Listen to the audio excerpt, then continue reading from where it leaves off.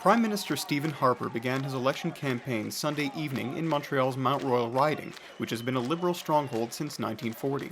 It was reported days earlier that Harper would follow up his election call with a stop in Montreal, which does not have a single elected Conservative MP. In anticipation of the Prime Minister's visit, dozens of protesters arrived hours in advance at the venue, the Ben Wider Jewish Community Center. Many carried signs decrying Harper's policies, and some attempted to block the passage of a Harper campaign bus. One protester was arrested for allegedly uttering threats during the protest, while another protester from the group Femin was detained after gaining access to the venue's interior.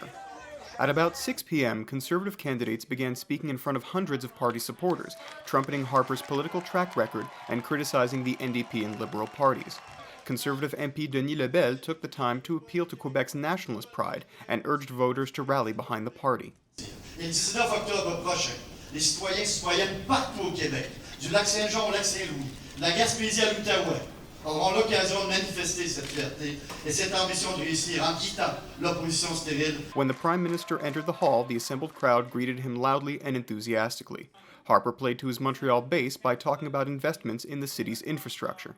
Our Conservative government has made a lot of investments here in the Montreal region. Le Grand Prix de Montréal, le Quartier du Spectacle, le Port, le Planétarium, le Musée des Beaux-Arts, le nouvel édifice de l'ONF.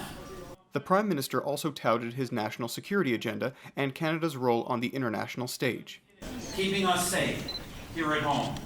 In taking such decisions, we are guided by our values, which are the values of common sense, hardworking Canadians. Et mes amis, we have increased the number of countries with which this country has free trade agreements from 5 when we took office to 44 today. With an election date set for October 19th, this event marked the start of what will be the longest election campaign in Canada since 1872.